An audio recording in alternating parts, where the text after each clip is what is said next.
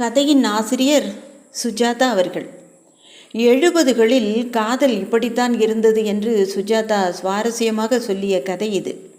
25 வருடத்துக்கு பிறகும் அந்த காதல் மனதில் அழுத்தமாக இருப்பதை சொல்லும்போது அந்த கால காதலின் அழுத்தம் தெரிகிறது. இருந்தாலும் கடைசியில் ட்விஸ்ட் வைப்பது சுஜாதா அவர்களின் வழக்கமாயிற்றே. பார்த்து விடலாமா? சப்ஸ்கிரைப் பண்ணிட்டு வாங்க, பார்க்கலாம். மறுபடியும் 2 என்ற தலைப்பில் சுஜாதா அவர்கள் எழுதிய சிறுகதை. திருச்சி விமான நிலையத்தில் ஜகுவை சந்தித்த போது வெள்ளை டூத் பிரஷ் போன்ற மீசையும் முன்மண்டையில் மெலிதாகிவிட்ட தலைமயிரும் அவன் 25 வருஷ அடையாளங்களை மறைக்க முடியவில்லை. அட ஜகு, எங்கேடா நீ? எங்கேயோ அமெரிக்காலன்னா இருக்க. ஜகு என்கிற ஜெகநாதன் சட்டென்று முகம் முழுவதும் சிரித்து என்னை பற்றி இழுத்து ஏய் என்று முத்தமிடாத குறையாக தன் பால் கட்டிக்கொண்டு அவன் வெள்ளை மனைவிக்கு, Julie, this is Rangu. I was talking to you so often. அந்த ஜூலி என்கிற வெள்ளைக்காரி முகம் செக்க செவேல் என்று திருச்சி வெயிலெல்லாம் சரிப்பட்டு வராமல் ஏதோ கணவனின் வற்புறுத்தலின் பேரில் இந்த மாதிரி காட்டு பிரதேசங்களுக்கு போனால் போகிறது என்ற முகத்துடன் வந்திருப்பது போல எப்படா ஒரு ஸ்விம்மிங் பூலில் தொப்பென்று விழப்போகிறோம் என்று தோன்றினாள். ஜூலியை எங்கள் அப்பா அம்மா முதல்ல சந்திக்க போகிறாங்க. 8 எருமை மாடு கட்டி சொய் சொய் என்று பகலாக பால் கறந்து கொண்டிருக்கும் சூழ்நிலையில் ஜூலியை வைத்து பார்ப்பது சிரமமாக இருந்தது. எங்கே தங்க போகிற? ஹோட்டல் சங்கம்னில். நீ பெங்களூரில் இருக்கிறதா கேள்விப்பட்டேன். ஆமாம், நான் யூனிவர்சிட்டி போகிறேன். இப்போது திருச்சினாப்பள்ளியே தனி யூனிவர்சிட்டி தெரியுமா? We must meet Jagu. சாயங்காலம் ஸ்ரீரங்கம் வாயேன். 25 வருஷம் கழித்து போகிறேன். கண்டிப்பாக வரேன். அமெரிக்காவில் நியூ ஜெர்சியில் பெல் டெலிஃபோன் நிறுவனத்தில் வேலை செய்கிறேன்.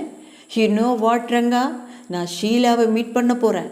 ஓ, ஷீலா ஸ்ரீரங்கத்தில் இல்லை தெரியுமா? தெரியும். மெட்ராஸில் ஹஸ்பண்டை மீட் பண்ணேன். Nice man. ஸ்ரீரங்கத்துக்கு ஷீலா வெக்கேஷனுக்கு வந்திருக்கா. நான் சந்திக்க போகிறேன். நான் சட்டென்று அவன் மனைவியை பார்த்தேன். தெரியாது என்றான். இவளுக்கு அதெல்லாம் புரியாது. நான் மௌனமாக இருக்க, ஸ்ரீரங்கத்துக்கு போகிறதுக்கு முக்கியமான காரணமே ஷீலா தான். ஏய், ஏமாந்து போக போகிறடா. எப்படி சொல்கிற? Darling, will you collect the luggage என்று மனைவியை தற்காலிகமாக சூ காட்டி பிரித்து அனுப்பி வைத்தான். சொல்லு, எப்படி ஏமாறுவேன்? 25 வருஷம் ஆயிடுத்து. ஷீலா அப்படியே இருப்பான்னு எதிர்பார்க்குறியா? சேச்ச, நான் என்ன அவ்வளோ பெரிய முட்டாளா? அப்படி இல்லைடா. பிறகு நீ என்ன எதிர்பார்க்குற? Nothing. I just want to see her. பார்க்கணும், அவ்வளோதான். பார்த்து ஜஸ்ட் பார்க்கணும்.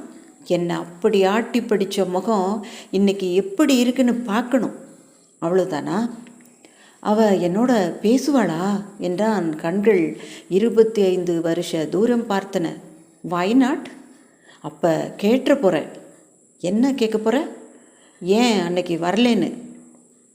வெள்ளைக்கார மனைவி அவர்கள் லக்கேஜ் பெட்டியை சின்ன சக்கரங்களில் நாய் போல இழுத்து என்னை பார்த்து பொய்யாக சிரித்தாள். Can I get mineral water here? டப்பா கட்டிக்கொண்டு காக்கி சட்டை போட்டிருந்த டாக்ஸிக்காரர்கள் அவர்களை உள்ளே அனுப்பி அறதல் டாக்ஸியின் கதவை பத்திரமாக சாத்தி அழைத்து செல்ல நான் ஜகு சென்ற திசையை சற்று நேரம் பார்த்து கொண்டே நின்றிருந்தேன். சித்திரை வீதியே ஷீலாவை சைட்டடித்து கொண்டிருந்தது. எங்கள் வீட்டுக்கு எதிரே சேட்டு வீடு இருந்தது. அதில் பெரிய சேட்டு, சின்ன சேட்டு என்றெல்லாம் இருந்தார்கள். அவர்கள் பெயரெல்லாம் எனக்கு தெரியாது. இந்த தாசு அந்த தாசு என்பார்கள். பணக்காரர்கள். ரேக்லா வண்டி, குஞ்சம் போட்ட குதிரை வண்டி, வில் வண்டி என்றெல்லாம் இருக்கும். பெரியதொரு திண்ணையில் பெருசாக ஜமக்காலம் விரித்து எப்போதும் வெற்றிலை பெட்டி. சின்ன சேட்டுக்கு சிவப்பாக 4 பெண்கள் இருந்தார்கள். அவர்களில் கடைசி தான் இந்த ஷீலா. பிஸ்கி பிஸ்கி என்று கூப்பிடுவார்கள். வீட்டுக்குள் இந்தியோ குஜராத்தியோ பேசிக்கொண்டாலும் படித்ததெல்லாம் தமிழ். அதனால் தமிழ் நன்றாகவே பேசுவாள். நல்ல சிவப்பாக, வருஷம் பூரா இரட்டை பின்னல், கொலுசு, கால்களெல்லாம் ரோஜாப்பூ மாதிரி இருக்கும். வெயிலுக்கும் வெட்கத்துக்கும் நிஜமாகவே கன்னம் சிவக்கும். ஒரு மாதிரி பச்சையாக தெளிவான நீரோடை போல கண்கள். பற்கள் தான் கொஞ்சம் தூக்கல். அந்த வயதில் அது கூட ஒரு அழகாகவே இருந்தது. அந்த வட்டாரத்து ராணி அவள்தான். அப்போதெல்லாம் காதல் எப்படி பண்ணுகிறார்களோ என்று எங்களுக்கு தெரியும். நாங்கள் சின்னவர்களாக இருக்கும்போது காதல் உபத்திரவம் இல்லாதது. கிரிக்கெட் ஆடவோ பம்பரம் ஆடவோ சமய சந்தர்ப்பம் இல்லாத போது, கொள்ளிடத்தில் வெள்ளம் வந்தபோது, கோடை பந்தல் போடும்போது, ஸ்கூல் மைதானத்தை புதிதாக புல்வெட்டி வாசனையாக இருக்கும்போது நாங்கள் காதல் செய்வோம். அதிலும் நிறைய துறைகள் உண்டு. வாடகை சைக்கிள் எடுத்துக்கொண்டு ஸ்டைலாக காலரை தூக்கி கொண்டு போய் அவள் வீட்டின் முன் ஒரு ரவுண்ட் அடித்து விட்டால் அது ஒரு மாதிரி காதல்தான். அதற்கு மேல் அவள் கையில் வைத்திருக்கும் குழந்தைக்கு ஒரு முத்தம் கொடுத்து விட்டால் கணிசமான முன்னேற்றம். லட்டர் கொடுத்து விட்டால் ரொம்ப பெரிய விஷயம். அவர்கள் வீட்டில் சர்க்கஸுக்கோ ரங்கராஜா கொட்டகைக்கோ போகும்போது கூட போய் பேங்க் பெஞ்சில் பின் சீட்டில் உட்கார்ந்து கொண்டு இருட்டினதும் பிஸ்கி என்று ஸ்பஷ்டமாக கூப்பிட்டு விட்டால் அது ஒரு PhD வாங்கின மாதிரி. ஃபிசிக்கலாக எதுவுமே செய்ய மாட்டோம். பிஸ்கி அவள் வீட்டு திண்ணையில் உட்கார்ந்து கொண்டு சிநேகிதியுடன் சிரித்து பேசி கொண்டிருக்கும்போது எங்கள் வீட்டில் ஒரு பொது கூட்டமே கூடும். சீனு வருவான், ஜெகு தவறாமல் வருவான். வத்சலாவுக்கு ஷீலா மேலே ஒரு விதமான பொறாமை. இந்த பள்ளிக்கு இந்த ஆட்டம் ஆடுறீங்க, அவள் மட்டும் கொஞ்சம் பார்க்க சுமாராக இருந்துட்டா என்பாள். வத்சலாவுக்கு அவள் மேல் பொறாமை தான். பின்னே வருகிற பையன்கள் எல்லாரும் எதிர் வீட்டை பார்த்து கொண்டு லாசாரா பற்றியோ ஆஸ்திரேலியா டூர் பற்றியோ உம்ரிகர் பற்றியோ பராசக்தி பற்றியோ பேசினால் எவளுக்கு தான் பொறாமை ஏற்படாது? அதுவும் வத்தலாவும் பார்க்க ஒன்றும் மோசமாக இருக்க மாட்டாள். மற்றவர்கள் எல்லாரும் ஒரு மாதிரியாக ஷீலாவை சைட் அடித்த போது ஜெகு ஒருத்தந்தான் தீவிரமாக அவளை கல்யாணம் பண்ணி கொண்டு விட வேண்டும், முத்தம் கொடுக்க வேண்டும் என்றெல்லாம் ஆரம்பித்தான். குறுந்தொகை மாதிரி ராஜமாணிக்கத்தை கேட்டு கவிதையெல்லாம் பிஸ்கு பிரியா என்கிற புனைப்பெயரில் எழுதி எனக்கு படித்து காட்டி அவளிடம் கொடுத்தான்.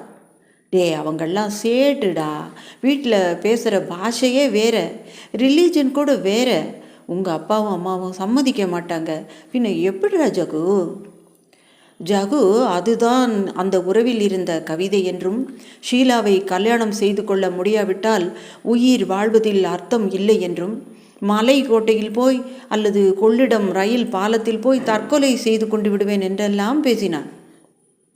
நாங்கள் டே புருட விடாதடா என்று சிரித்தோம். அதன் பிறகு ஷீலா ஜகுவின் சொத்து என்றாகிவிட்டது. மற்றவர்கள் அவளை பற்றி பேசுவதையோ அல்லது அவளை பார்ப்பதையோ அவன் விரும்பவில்லை. ஒரு முறை சீனு ஷீலாவை ஆயிரங்கால் மண்டபத்திலே மடக்கிவிட்டதாக பொய் சொன்னபோது ஜகு அவனை புளிய மிலாரினால் வீறு வீறு என்று வீறிட, நாங்கள் என்னது இது ராட்சச காதலாக இருக்கிறது என்று ஷீலாவை பற்றி அவன் மத்தியில் பேசுவதையே நிறுத்திவிட்டோம். ஜகு எல்லாவற்றிலுமே கொஞ்சம் தைரியம் உள்ளவன். சின்ன சேட்டிடம் போய் ஒரு முறை நேரடியாகவே கேட்டுவிட்டான், நான் உங்கள் மகளை கல்யாணம் செய்து கொள்ள விரும்புகிறேன் என்று. எங்கப்பா 6 எருமை வைத்து பால் வியாபாரம் செய்தாலும் நான் ஒரே பிள்ளையாக இருப்பதால் கணிசமான அளவு சொத்து எனக்கு வந்து சேரும், உங்கள் மகளை நான் சௌக்கியமாக வைத்து கொள்வேன் என்றெல்லாம் சொன்னதற்கு சேட்டு அவருக்கு தமிழ் வராது, எல்லாவற்றையும் வரான் போகிறான் என்று தான் பேசுவார். பத்மாஷ், என் பெண்ணை கேட்குறானா, என் பொண்ணு உன் கூட வரானா என்று கண் கலங்க கன்னத்தில் ஓங்கி அரைந்து விட்டார். ஜகு கன்னத்தை தேய்த்து கொண்டு சற்று நேரம் சேட்டின் வீட்டையே வாசலில் பார்த்து கொண்டே நின்றான். நேராக எங்கள் வீட்டில் வந்து உட்கார்ந்தான். ரங்கா, இதனால என் வைராக்கியம் அதிகமாயிடுச்சுடா. அந்த பொண்ணை நான் கல்யாணம் பண்ணிக்க தான் போகிறேன். என்ன வந்தாலும் சரி, என்னை சேட்டு அடிச்சிட்டான்ல, பரவாயில்லடா, போனால் போகிறது. எங்கள் மாமா கிட்ட சொன்னால் ராவோட ராவா பந்தை வச்சு கொழுத்தி விடுவார். எங்கள் ஜாதியை பற்றி இவனுக்கு தெரியாது, போனால் போகிறான். ஷீலாவை பெத்தெடுத்ததுக்காக மன்னிக்கிறேன்டா அவனை. அந்த பொண்ணு என் கையில் சொல்லிச்சு, ரங்கா, கட்டிக்கிட்டா உன்னை தான் கட்டிப்பேன் ஜகுன்னு. அதனால தான் எனக்கு கவலை இல்லை. ஒரு நாள் இல்லாட்டா ஒரு நாள் ஓடி போக போகிறோம். அவ்வளோ தூரத்துக்கு தயாராக இருக்கோண்டா நாங்கள் 2 பேரும். ஜகு, நீ அவ கூட எப்படா பேசுன? அதெல்லாம் உனக்கு தெரியாது என்று கண் சிமிட்டினான். இப்போ போய் நேராக போய் ஒரு முத்தம் கொடுத்து விட்டு வரவா என்றான் உப்பின கன்னத்துடன். ஷீலா ஜகுவுக்கு கொடுத்த வாக்குறுதி என்னாயிற்று? அவர்கள் அந்யோன்யம் என்னாயிற்று? அவர்கள் ஓடி போகிற அந்த பிளான் என்னாயிற்று? ஒன்றும் தெரியவில்லை. சேட்டு வீட்டை சுற்றி அதிக ஆண் கும்பலாகிவிட்டது என்று திருச்சியில் மரக்கடை வைத்திருக்கும் இன்னொரு சேட்டின் பையனோடு சட்டு புட்டென்று ஷீலாவுக்கு கல்யாண ஏற்பாடு செய்து விட்டார். ஷீலாவின் கல்யாணம் எனக்கு ஞாபகம் இருக்கிறது. விமரிசையாக நடந்தது. பஸ் ஸ்டாண்டிலிருந்து சின்னி கிருஷ்ணன் பேண்டு வாத்தியத்துடன் குதிரை மேல் வந்த மாப்பிள்ளை முகத்தை பார்க்க முடியாமல் ஜிலு ஜிலு என்று மூடியிருந்தது. ஜரிகை குல்லாவும் போட்டிருந்தான். ராத்திரி நடந்தது கல்யாணம். பெண்கள் டோலாக்கை வைத்து பாடினார்கள். அவர்கள் உள்ளங்கையை தட்டி கொண்டு நடனமாடினார்கள். கல்யாண தினம் முழுவதும் ஜகு என் வீட்டு மாடி அறையிலேயே உட்கார்ந்து கொண்டு கண் கொட்டாமல் பார்த்து கொண்டிருந்தான். அவ்வப்போது அவன் கண்களில் வழிந்த கண்ணீரை அவன் துடைக்கவே இல்லை.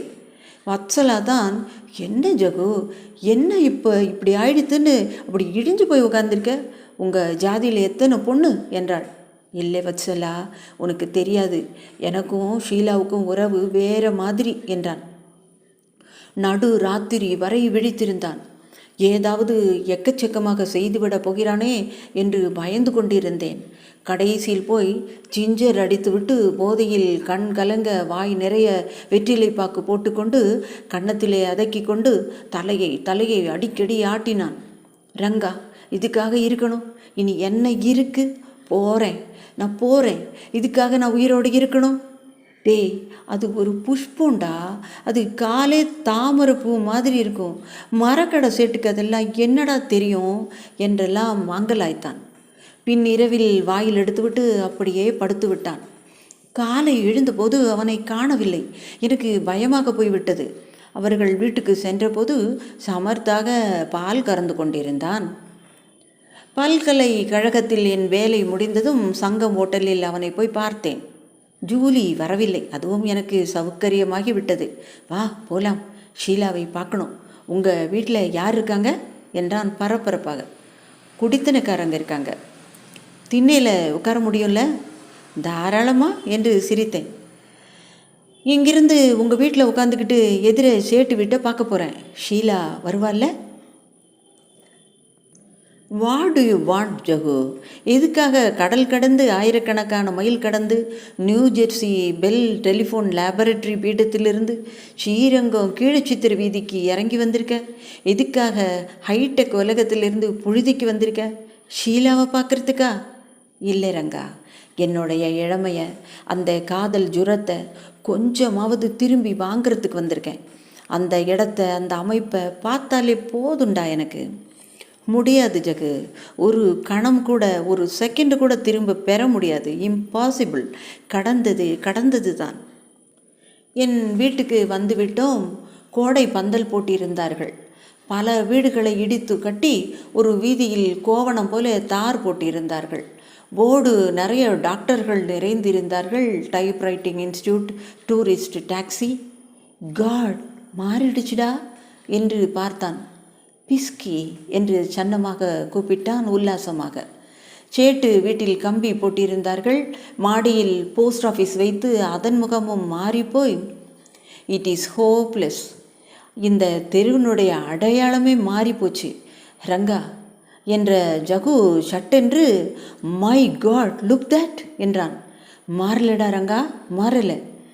சேட்டு வீட்டை விட்டு வெளியே ஷீலா ஒரு மெல்லிய மலர் போல மிதந்து வந்தாள். அழகான 18 வயசு ஷீலா. ஜகு அப்படியே ஸ்தம்பித்து நிற்க, அந்த பெண் ஷீலாவின் மகள் என்று சொல்ல விருப்பமின்றி கொஞ்ச நேரம் உண்மையை ஒத்தி போட்டேன். கதையை இப்படித்தான் நிறைவு செய்திருக்கிறார் சுஜாதா அவர்கள். சப்ஸ்கிரைப் பண்ணிவிட்டு லைக்ஸ் போடுங்க. சொல்கிறது சம்பிரதாயமாக இருந்தாலும் சொல்கிறேன். உங்களுக்கு பிடித்தமானவர்களுக்கு ஷேர் பண்ணுங்கள். ராஜி ஸ்டோரிஸிலிருந்து உங்கள் நான். நன்றி.